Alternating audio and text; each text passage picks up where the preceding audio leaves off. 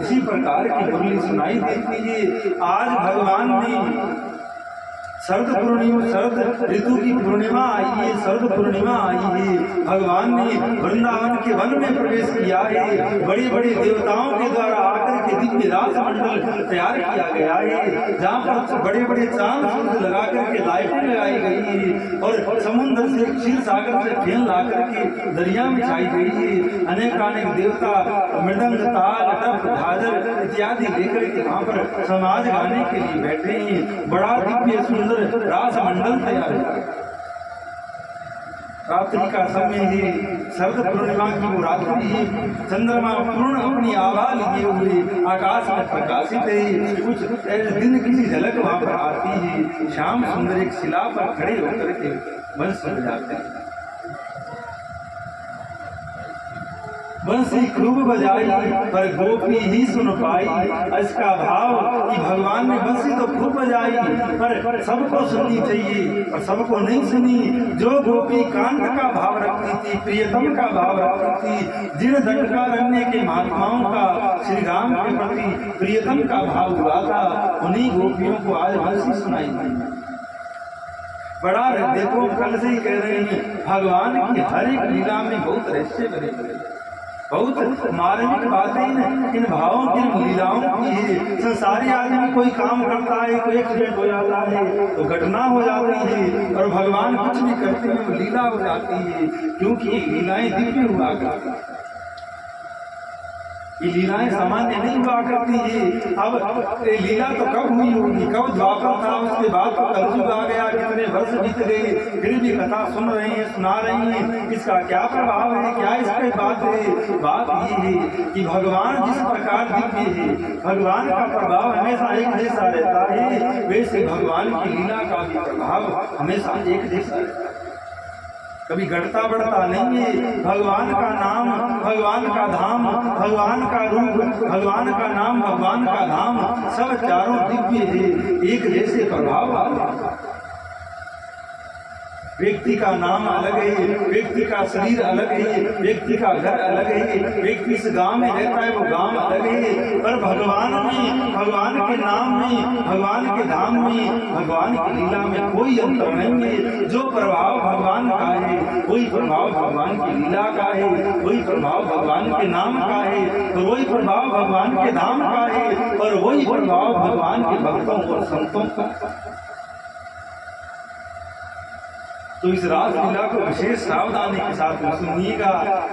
विशेष कृपा भगवान की होती है जब जीव को रास का प्रसंग सुनने को मिलता है। श्याम सुंदर ने मुरली बजाई तो मुरली खूब बजाई पर गोपी ही सुन पाई। अब भगवान की बंसी बजी और बंसी रूपी दूती आज गोपी के कान में पड़ी। बंसी रूपी दूती ने आकर के कहा, गोपी क्या कर रही, तो को श्याम सुंदर बुला रही है। अब श्याम सुंदर ने मुझे तो को बुलाने के लिए भेजा। गोपियां जो भी कार्य कर रही थी सब कार्य को वहीं छोड़ करके भागी है, क्योंकि अवतार इसीलिए लिया है, जन्म इसीलिए लिया है। अब जिस प्रकार कथा होने वाली थी, आप लोग सब अपने अपने कार्य में व्यस्त थे, पूरे दिन की दिनचर्या बनी हुई थी, पर जैसे ही सुना कथा होने वाली है, जो काम जहाँ था जैसा था वहीं छोड़ करके दौड़ पड़े और 7 दिनों तक की कथा सुन रहे हैं। उसी प्रकार सब गोपियों का उद्देश्य ही श्री कृष्ण की प्राप्ति, श्री कृष्ण की प्रसन्नता है। तो जैसे गोपी ने सुना कि श्याम सुंदर बुला रही है, गोपियां दौड़ पड़ी है, गोपियां घर से निकल पड़ी है। अब सुखदेव जी वर्णन करते, सुखदेव जी बताते गोपी श्रृंगार कर रही, स्नान करके और श्रृंगार कर रही तो आंख में काजल लगा रही। जैसी बंसी की आवाज कान में पड़ी, काजल जो आंख में लगाना था उसको हाथ में लगाकर इस प्रकार करी पाउडर लगाते वैसे पूरे मुंह पे लगा लेना है। दूती ने कही, अरे गोपी तू थोड़ा आराम से लगाकर आराम से चल, तू ये काजल मुंह पे क्यों लगा रही है? गोपी ने कहा, मेरे श्याम सुंदर भी का रही है और वाक्य प्रेम के रंग में रंग करके मैं भी आज आ रही है। एक गोपी कानों में नाक में कछु पहन रही थी, तो जब बंसी की आवाज कान में पड़ी तो गले का हार पैरों में बांध लेना, पैरों की पायल गले में बांध लेनी, कान का नाक में और नाक का कान में पहन लिया, उल्टा पुल्टा श्रृंगार करके। एक गोपी बड़े प्रेम से अपने घर पे अपने पति को, अपनी सास को, अपने ससुर को, बाल बच्चों को भोजन करवा रही, प्रेम से भोजन करवा रही थी। अरे माँ जी आपने तो कुछ खाया ही नहीं, इन दिनों में मैं देख रही हूँ कि पत्नी है गई है, आप थोड़े कमजोर हो गए हो, 2 फुल्का तो और लीजिए। अरे आपने ये आम का अचार तो लेना ही नहीं, अरे आपने ये बताओ की सब्जी तो खाई नहीं। इस तरह प्रेम से कभी पति को रोटी दे रही दौड़कर, कभी ससुर को दे रही, कभी सास को भोजन करवा रही। पर जैसे ही उस बंसी की आवाज गोपी के कान में पड़ी, अब महाराज भागी, बोले खानो है तो खाओ, अन्यथा सबरे भाड़ में जाओ, मैं तो चली कृष्ण से मिलने। और तुरंत गोपी दौड़ एक गोपी भोजन बनाकर बैठी थी, ससुर ने आवाज लगाई, अरे भौरिया भोजन बन गया तो भोजन ला दे। अब वो इतने में बंसी की आवाज कान में पड़ी, तो जो पशुओं को चारा डालना था वो तो ससुर के आगे धराई और भोजन की थाली गिरिया के कान में डाला। कोई भोजन बना रही थी, कोई कुछ काम कर रही थी, जैसा काम था उसी को छोड़ करके गोपी भागी। अर्थात जब आप संसार के कार्य करते रहो, संसार के कामों में डूबे रहो, पर जब कभी कोई कृष्ण रूपी कथा बंसी बनकर आप तक पहुंचे तो दौड़ पड़ो। क्या बताओ उस कथा में कृष्ण प्रकट हो जाए और आपके जन्म जन्म जीवन के साथ उस कथा में पूरी हो जाए। तो इसी प्रकार गोपियां अब तक तो सबरी पूरा ध्यान से अपने घर गृहस्थी का काम कर रही थी, पर जब बंसी रूपी आवाज उसके कान में पड़ी, गोपी दौड़ पड़ी।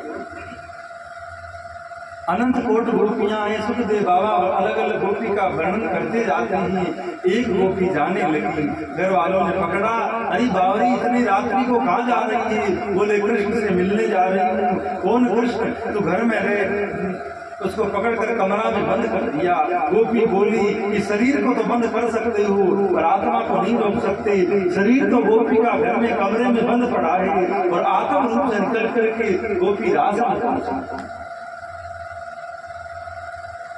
वो दिव्य महात्मा दंडकारण्य के संत लोग गोपी का वेश धारण करके वृंदावन में जो प्रकट हुए हैं, वो अपनी मनोकामना पूर्ण जान करके संसारी लोगों की सामान्य कामना रहती है और संत लोगों के मन में भी कामना तो रहती है, पर वो कामना सामान्य नहीं, दिव्य कामना होती है, श्रेष्ठ कामना। और हजार हजार गोपियों के झुंड रास में पहुंच रही हैं। सब गोपियां आकर के खड़ी हो गई है। श्याम सुंदर मुरली बजाते जा रहे हैं, पर अभी भी यूथाधिपति गोपी नहीं आई है। सब गोपियों की स्वामिनी जो गोपी है वो गोपी अभी रास में नहीं आई है। श्याम सुंदर ने बंसी बजाना रोका है और पुजारी गोपियों तुम रात्रि में घर से बाहर क्यों आ गई? गोपियों की देश की हालत है गई कि जैसे अब कोई हम भोजन के लिए निमंत्रण दे दे, भूख खूब लग रही है, दिन भर कथा करके खूब भूख लग जाए, कोई पहले तो निमंत्रण दे जाए कि भोजन करने आना। अब भोजन करने पहुंचे दरवाजे पर, भगत ने दरवाजा खोला, प्रणाम करके बोले महाराज किस लिए आना? अरे भाई निमंत्रण दे के आए थे, भोजन करने पधारना, भूख भी बड़ी जोर की लग रही और दरवाजे पहुंचते ही बोले कि क्यों आए? तो उस संत की महात्मा की क्या हालत है? तो पहले तो श्याम सुंदर ने बंसी बजा करके बुला ली ना, और अब कह रहे अरे रात्रि ही अच्छे कुल की स्त्रियों को शोभा नहीं देता, रात्रि में घर से बाहर निकलो, इसीलिए गोपियों तुम इतनी रात्रि को यहाँ क्यों आ गई? अरे क्या तुम मैं इस पूर्णिमा के चंद्रमा को देखने आई हूँ, देखो कितना सुंदर चंद्रमा है, दर्शन करो और जल्दी से लौट जाओ। ये जंगल है, यहाँ पर अनेक हिंसक जीव घुमा करते हैं, तुम जल्दी घर चले जाओ। तुम्हारे घर वाले चिंता करते होंगे कि हमारी घर की स्त्री कहाँ चली गई, तुम जल्दी जाओ। और गोपियां एक पर खड़ी है, बोल नहीं रही, क्या पहले तो बुला रहे हो बंसी बजा करके और फिर कह रहे हो वापिस लौट जाओ। देखो इस बात का बड़ा रहस्य सुखदेव जी बोलते हैं, ध्यान देकर सुनिए। वैसे तो गोपी बड़ी सीधे मन की, सरल मन की होती है, पर सरल आदमी जब बिगड़ता है तो खतरनाक बहुत हो जाता है। इसलिए सरल आदमी को छेड़ना नहीं, भगत आदमी को छेड़ना नहीं, संत आदमी को छेड़ना नहीं, साधु को छेड़ना नहीं। अब महाराज कोई कह रहा था कल या परसों बात चली, बोले महाराज रगड़ी हुई दवाई और मुंडे में साधु का पता नहीं होता है कि कितना असरदार है। तो सामान्य लोगों को बच कर के रहना चाहिए। तो गोपी वैसे तो सरल बहुत है, पर जब कृष्ण ने ऐसे कही कि अरे क्यों आ गई हो, तब कई गोपी तो बेचारी ठंडे स्वभाव की तो चुप रही। कई माताएं होती है खूब जैसे हजारों आदमी में अकेली बहुत धाड़ती है, जैसे कि क्या क्या कई जगह देखने को तो मिलता है तमाशा। तो एक गोपी आगे आकर के बोली कि दोबारा कहना क्या बोले,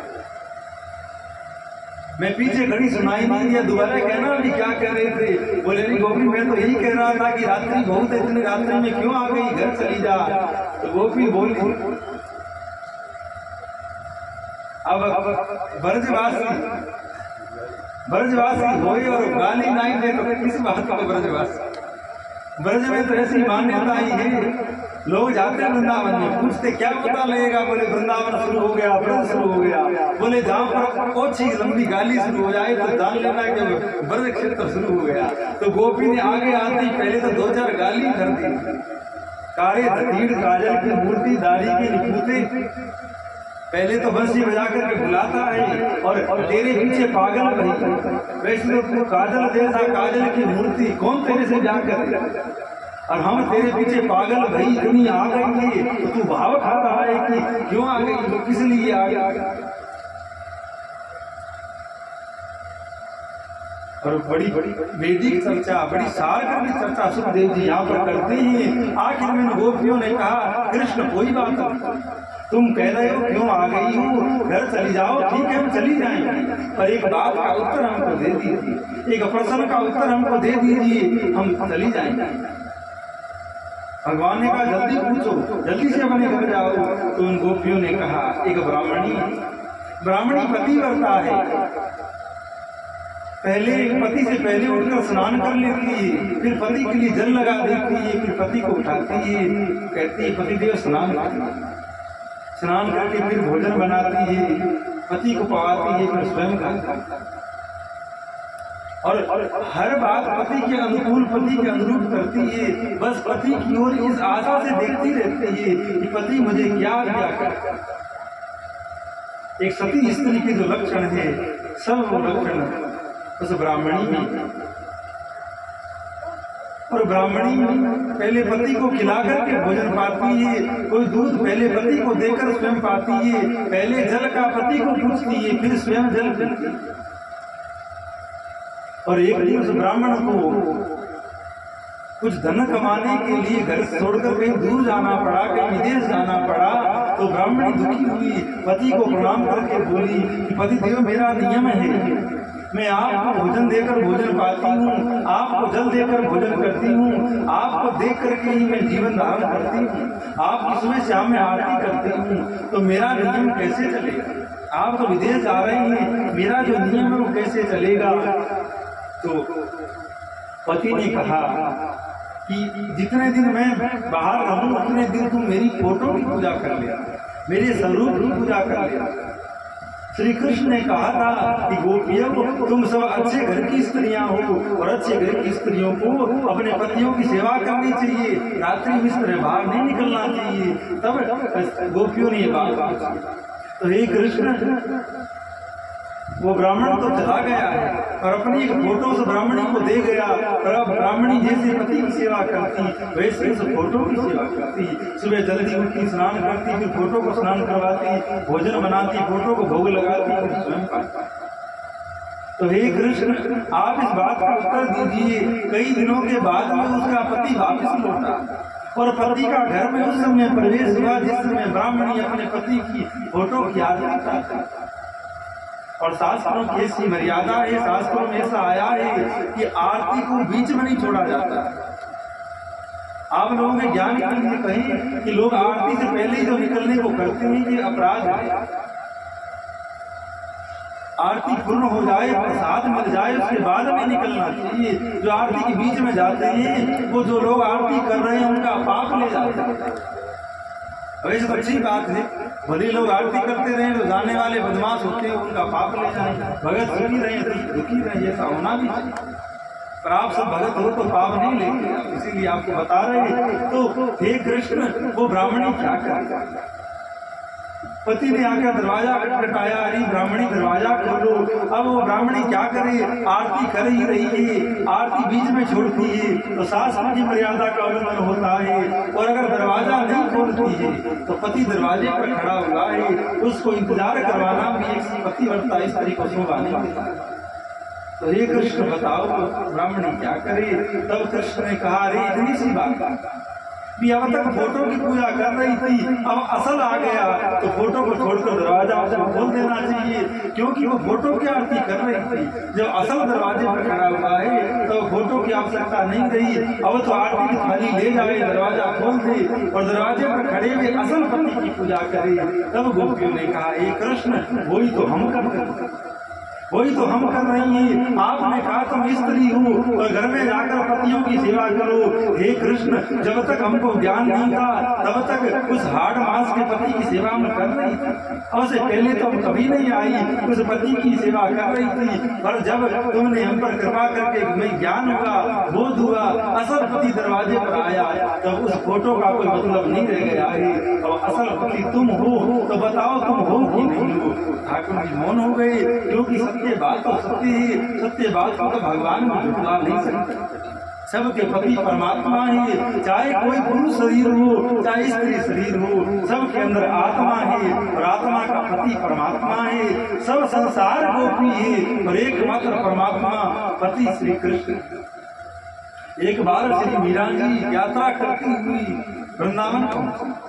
वृंदावन में एक महात्मा थे श्री जीव गोस्वामी, जो स्त्री का मुख नहीं देखते, स्त्री से कभी मिलते नहीं थे, कोई बातचीत नहीं करते थे, पर्दे में रहते थे। तो मीरा जी ने उनका नाम सुना, उनके दर्शन करने गए। तो आगे खड़े खड़े लोगों ने मीरा जी को रोक दिया कि महात्मा जी स्त्री का दर्शन नहीं करते हैं, आप यहीं रहो। तो मीरा ने कहा, चलो जो महात्मा का नियम, पर एक बात मैं कहती हूँ, उस बात का उत्तर ले आओ महात्मा से अंदर जाकर के, फिर मैं चली जाऊंगी। तो एक कागज पर कुछ लिखा, कोई अंदर लेकर गया, महात्मा ने पढ़ा। कागज में लिखा था कि मैंने तो सुना था कि पुरुष केवल श्री कृष्ण है, वृंदावन में या संसार में भी पुरुष केवल श्री कृष्ण है, ये दूसरा पुरुष कहां से आ गया, क्या आप दूसरे श्री कृष्ण हो।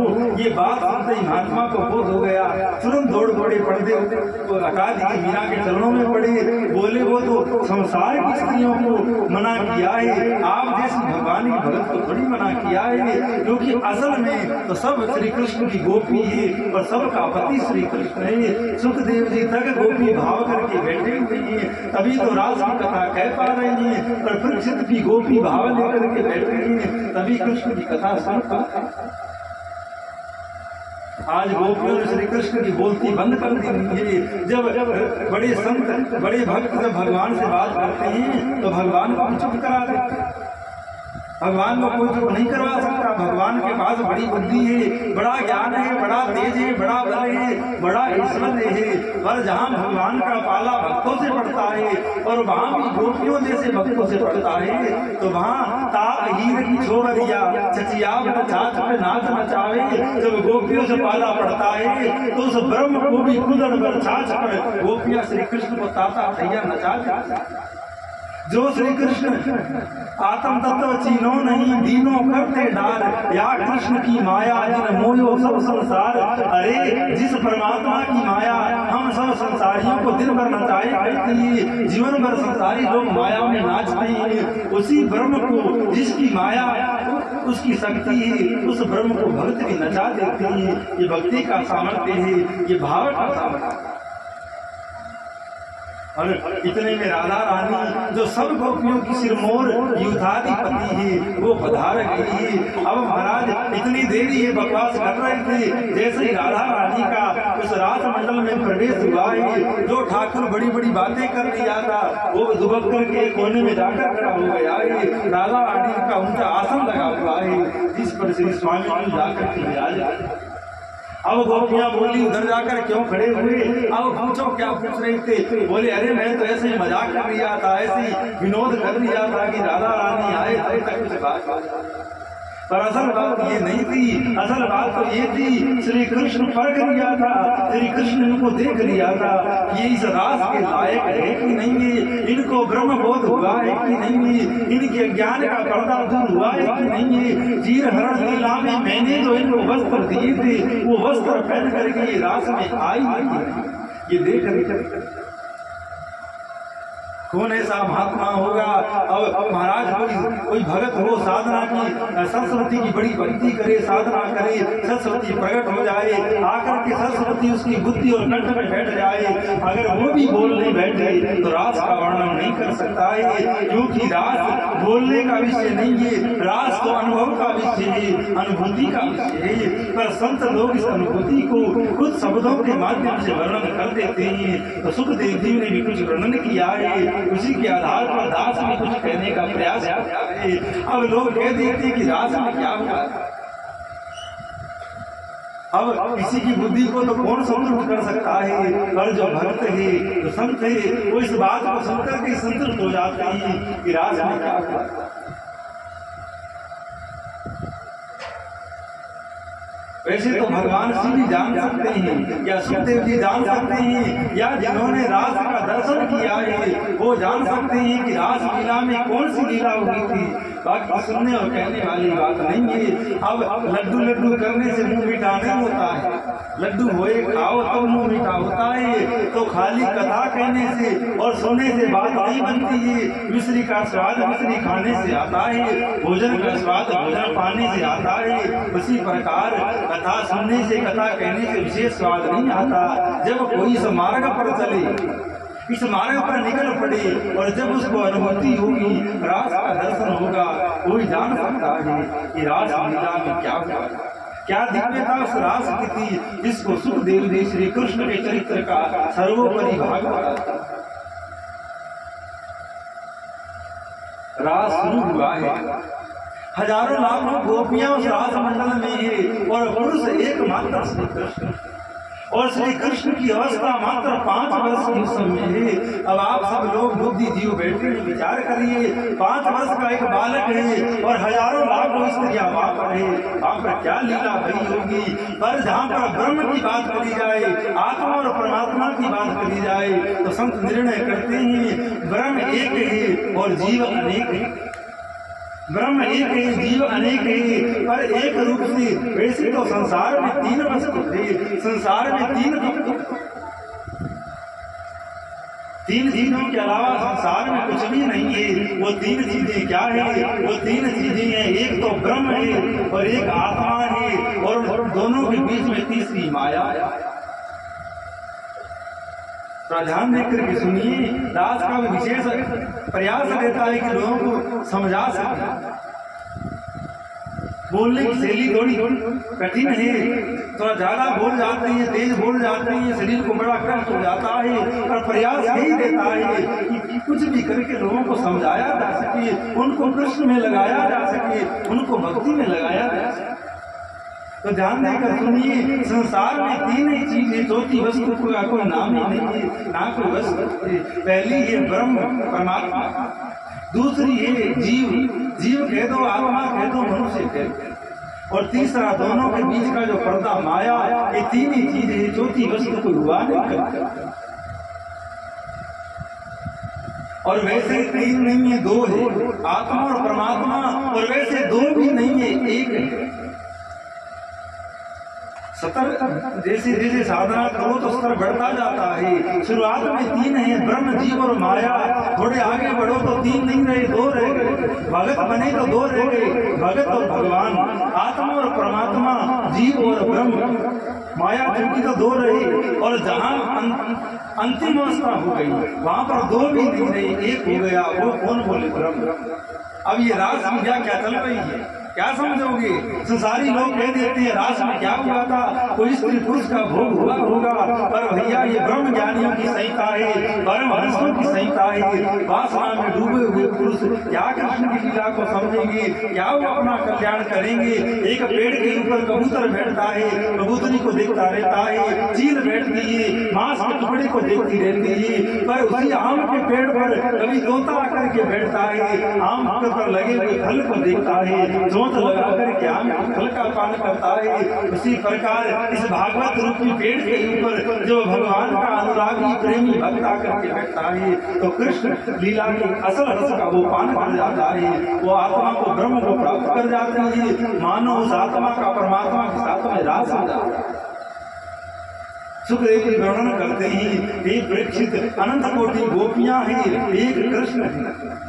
तुम विचार करो वहां पर कौन सी लीला बनी होगी। धीरे धीरे नृत्य होने लगा, गायन होने लगा, साक्षात सरस्वती बैठ करके अपने वीणा के तार छेड़ रही है, बड़े बड़े गंधर्व बैठ करके राग आलाप कर रहे हैं, नारद जी का तारा बजा रहे हैं, भगवान शिव ने भी अपना स्थान संभाल करके नृत्य शुरू कर दिया है। इधर अनंत कोटि गोपियां हैं, इधर कृष्ण है, नृत्य प्रारंभ हुआ है। नृत्य होते होते महात्मा लोग दर्शन कर रहे थे, उस रास में क्या देखते हैं, धीरे धीरे उनकी आंखों में भी कुछ गड़बड़ होने लगी। क्या देखते हैं कि पहले वहां पर गोपी थी, तुरंत वहां पर कृष्ण आ जाता है, या कृष्ण थी वहां पर गोपी प्रकट हो जाती है। कुछ देर तो गोपी कृष्ण, कृष्ण गोपी, गोपी कृष्ण ये दिखाई दिया, पर धीरे धीरे क्या देखते हैं, ना गोपी रही ना कृष्ण रहा, केवल ब्रह्म रह गया, केवल ब्रह्म की सत्ता रह गई। जिधर देखा उधर कृष्ण ही कृष्ण के साथ नृत्य करता है, ब्रह्म ही ब्रह्म के साथ में खेल करता है, परमात्मा ही परमात्मा के साथ नृत्य।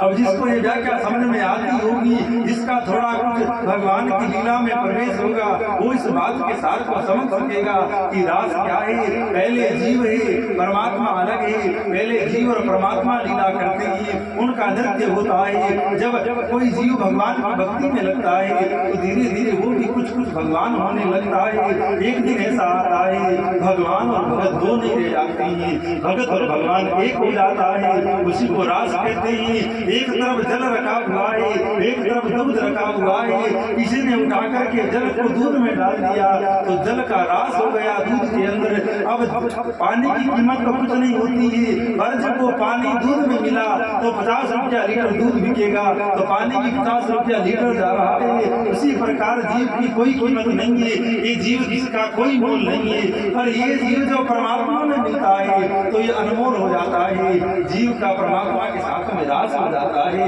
उनका मिलन हो जाता है। भागवत का अंतिम फल यही है, कथा सुनने वाले भगवान में डूब जाए, कथा सुनने वालों का रास भगवान में। ये कथा का सार सर्वस्व है। सुखदेव जी कहते हैं, हे परीक्षित, कोई भगत हो भक्ति करता है, किसी को भगवान माखन चोरी का भाव दे देते हैं, किसी को गोचारण लीला का भाव दे देते हैं, पर भगवान जिस जीव पर विशेष कृपा करते हैं उसको कांत भाव देते हैं। भगवान की उपासना के 9 रस, उनमें सबसे उज्ज्वल भाव माधुर्य भाव है। जिस भाव की उपासना मीरा ने करी, जिस भाव की उपासना श्री नरसिंह मेहता ने करी, वृंदावन के अनेक महात्माओं ने जिस भाव की उपासना करी, जो भावना सर्वोपरि। पर दास के पास में भी ऐसे कोई शब्द नहीं है कि शब्दों के माध्यम से कोई बात समझाई जा सके, ये तो अनुभूति का विषय है। देखिए, एक वाणी होती है परावाणी, परा पश्यंती मध्यमा वेखरी, 4 प्रकार की वाणी होती है। दास जो बोल रहा है ये वेखरी वाणी है, ये उच्चारण वाली वाणी है। इसके बाद वेखरी के बाद में पश्यंती आती है, उसमें बोला तो जाता है पर सामने वाले को समझ नहीं आती है क्या बोलता है। तीसरी पश्यंती है और चौथी परावाणी है। परावाणी समाधि भाषा है। कोई समाधि में बैठे, अब आपको क्या लगता है सुखदेव जी बैठकर चिल्लाए होंगे या मुंह के आगे माइक लगा होगा और जोर जोर से चिल्लाए होंगे और सामने बैठे हुए महात्मा और परीक्षित ने कथा सुनी होगी? ऐसा नहीं है। इधर सुखदेव जी समाधि में बैठ गए, उधर महात्मा लोग समाधि में बैठ गए। समाधि के अंदर जो वार्ता हुई है, जो परावाणी निकली है, वो भागवत है। ये कोई बोलने का विषय नहीं है, पर ये तो हमारे जैसे ज्ञानियों के लिए व्यवस्था कर दी गई। संतों ने उस परावाणी को कुछ शब्दों में लिख दिया गया, जिसको वक्ता लोग गाया करते हैं। पर जब इसका सार प्राप्त होता है, जब इसकी अंतिम सीमा प्राप्त होती है, तो फिर बोलने वाला भी मौन हो जाता है, कहने वाला भी मौन हो जाता है। अब वो नहीं बोलता है, उसका चेहरा बोलता है, उसकी आंखें बोलती है, उसके शरीर का हाव भाव बोलता है, उसके संकेत बोलते हैं। ये भागवत का सार है। भागवत की वाणी परावाणी है और परावाणी कोई योगी समझ सकता है। शब्दों का वहां प्रवेश नहीं है। शब्द तो संसार में चलते हैं। शब्दों की एक सत्ता है, मुख से निकले और सामने वाले की बुद्धि तक गए नष्ट। पर परावाणी है वो आत्मा की आवाज से निकलती है और सामने वाले की आत्मा तक जाती है। अब संत लोग कहा करते हैं मुख से निकली हुई बात मुख तक जाएगी, बुद्धि से निकली हुई बात बुद्धि तक जाएगी और मन से निकली हुई बात ही सामने वाले के मन तक जाएगी। जब तक बात मन तक नहीं पहुंचेगी तब तक विशेष कुछ बात नहीं। बिजली के तार में और बल्ब के तार में अगर बाल भर के अंतर रहेगा तो बल्ब नहीं जलेगा, प्रकाश नहीं होगा। जब पूरे पूरे तार टकरा जाते हैं तो बल्ब जल जाते हैं, लाइटें जल जाती है और रात में भी दिन जैसा उजाला हो जाता है। उसी प्रकार परमात्मा और जीव में जब बाल जितना भी अंतर रहता है तो कुछ अंतर रहता है। पर ये अंतर भगत मानते हैं। ध्यान देकर सुनिएगा, ये भागवत की बात है, कोई एरे गिरे ग्रंथ की बात नहीं है। भगत भगवान की भक्ति करके भगवान से अंतर मानते। भगवान आप दूध बंदे रहो, हमें पानी ही रहने दो। भगवान में आप में हमारा आपका अंतर बना रहेगा तो हम आपका दर्शन कर सकेंगे, आपकी लीलाओं को सुन सकेंगे। नरसिंह जी ने गाया, हरि ना जन तो मुक्ति ना मांगे, मांगे जन्म जन्म अवतार रे। साधु सेवा हरि कीर्तन निर्खमानंद कुमार रे। हरि ना जन तो मुक्ति ना मांगे, मांगे जन्म जन्म अवतार रे।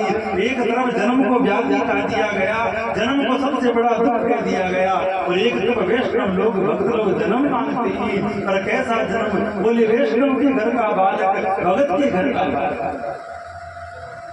सुनने को कीर्तन मिले, बोलने को कीर्तन मिले, दर्शन करने को नंद का कुमार।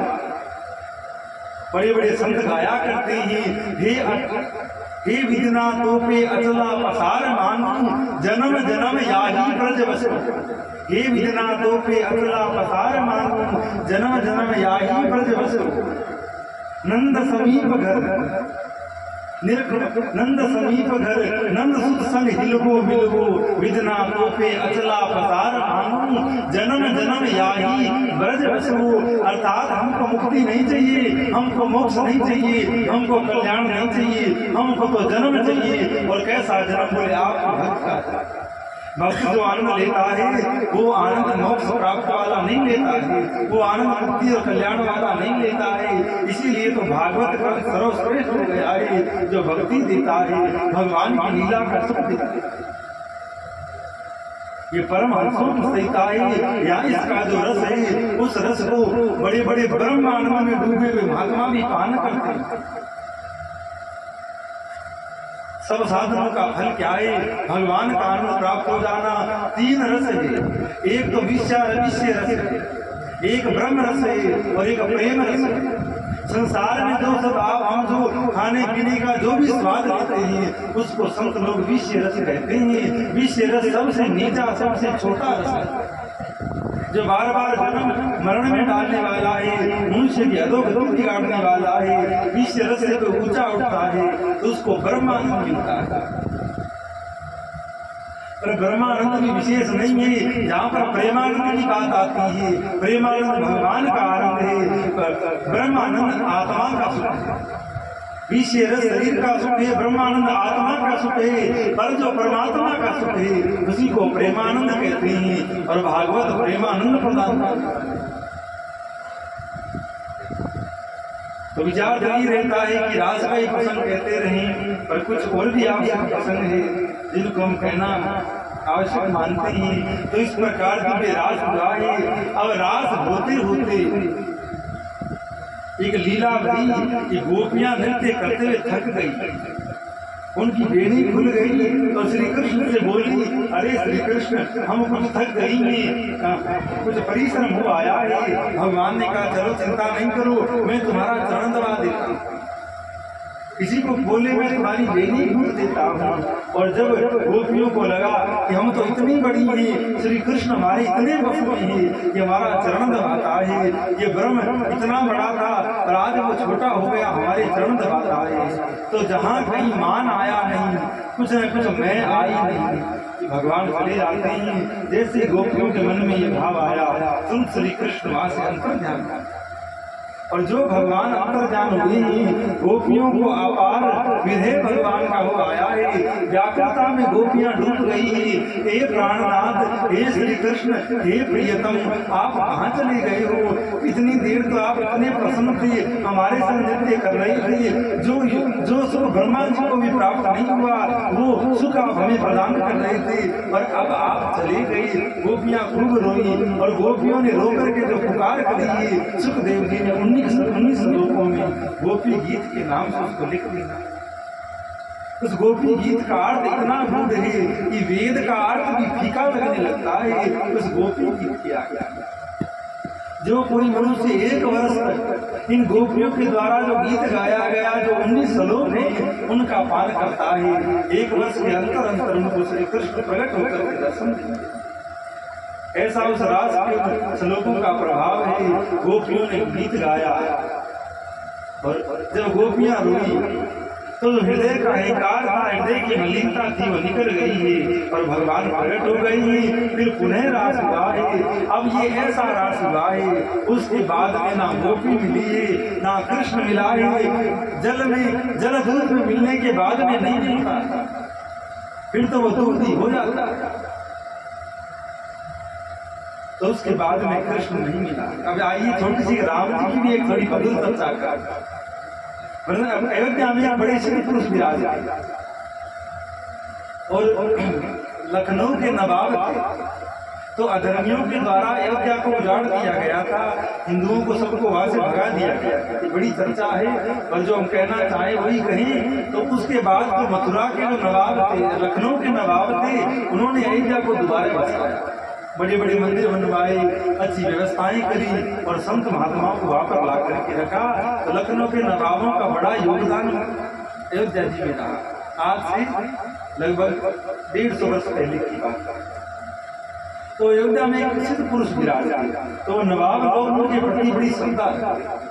तो नवाबों ने एक दिन महाराज जी से कहा कि महाराज जी, हमने श्री कृष्ण की होली की लीला तो बहुत देखी, पर भगवान राम की होली की लीला सुनने में तो कहीं कहीं कुछ आई है, और देखने में नहीं आई।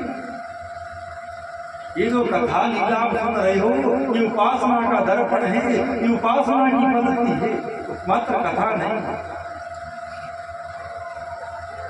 अभी लगभग 2 साल पहले एक महात्मा का शरीर छूटा, श्री रोम अश्विन जी महाराज, साक्षात प्रेम के अवतार, आंखें हमेशा उनकी गीली ही रहती, कभी बात भी करते तो आंखों से आंसू गिरते रहते। लोग कहते बाबा रोक तो रहे हैं, तो उन्होंने कहा तुम जो बात करने आए वो बात करो, मेरी आंखों की ओर मत जाओ, अन्यथा जो हालत मेरी है वो तेरी ही हो जाएगी। और ऐसा प्रभाव था उनका कि कोई उनके कपड़े को भी छू देता, तो जिस भाव में महात्मा डूबे रहते, उसी बात में सामने वाला भी डूब जाता। ऐसा उनका प्रभाव, ऐसी उनकी सीताई।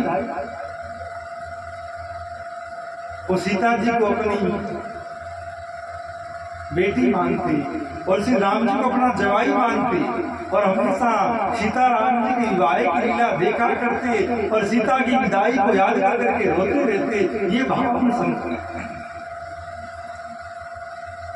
और लोगों को बड़ा डांटते, बड़ा समझाते, अरे सीता जैसी बेटी हो और राम जैसा जवाई हो, वो क्या दुखी रह सकता है, वो क्या परेशान रह सकता है? अरे तुम्हारा जो मन करे सो सीता को मान लो, तुम्हारा मन करे जो राम को मान लो, और संबंध जोड़ दो, सुखी हो जाओ। तो ये उपासना का दर्पण है। ये सब जो भागवत में जो भी वर्णन है, ये सब उपासना ही है, कोई अन्यत्र कुछ बात नहीं है। ये साधन की सामग्री है। अयोध्या की बड़ी सरस उपासना रही। तो महात्मा साल में एक बार सीताराम का विवाह उत्सव मनाते, खूब उसमें करोड़ों रुपए का खर्च लगता, और बड़े सुंदर ब्राह्मण बालकों को एक को सीता बनाया जाता, एक को राम बनाया जाता, और जिस प्रकार त्रेता में विवाह हुआ था पूरा वैसा का वैसा दृश्य वहां पर प्रकट हो जाता। देश विदेश से भी लोग उस विवाह को देखने आते। और जो सिद्ध पुरुष होते, जो भाव में डूबे संत होते, वो बताते कि उनको इस विवाह में ऐसी अनुभूति होती है कि जैसे राम अवतार त्रेता में राम जी की विवाह। तो महात्मा नवाबों ने कहा हमें होली, राम जी की होली लीला देखी। महात्मा ने कहा लीला तो होगी पर खर्च बहुत लगेगा। नवाब थे, भगवान की कृपा थी, पैसे की कोई कमी नहीं थी। आप कहो खर्चे की कोई चिंता नहीं है, आप तो आज्ञा करो, आप तो आज्ञा करो। तो महात्मा ने कहा पहले तो महल बनवाओ, बड़ा हो। तो खूब बड़ा एक महल बनवाया गया। फिर उन्होंने कहा ऐसे परिवार खोजो जिनके परिवारों में 6-6 महीने के या 2 महीने के 3 महीने के बालकों ने जन्म लिया। उन सब परिवारों को बुलवाया गया। महात्मा ने उनके साथ बैठकर सत्संग किया और उनको कहा कि ये सब संसार है, और अगर तुम और ये बालक संसार में डूबे रहे तो दुनिया मर रही है, तुम भी मर जाओगे। और अगर तुम मेरी बात मान करके भगवान की लीला में सम्मिलित हो जाते हो तो तुम्हारा इतना दिव्य कल्याण हो जाएगा कि तुमने कल्पना नहीं करी थी। तो उन सब परिवारों को लाकर उस महल में रखा गया, बाहर की हवा से दूर रखा गया और सबको ये पढ़ाया गया कि तुम अपने बालकों को ये नहीं कहोगे कि तुम अपने बालक। एक बालक को कहा गया कि तुम इसको बताओ कि ये राम है।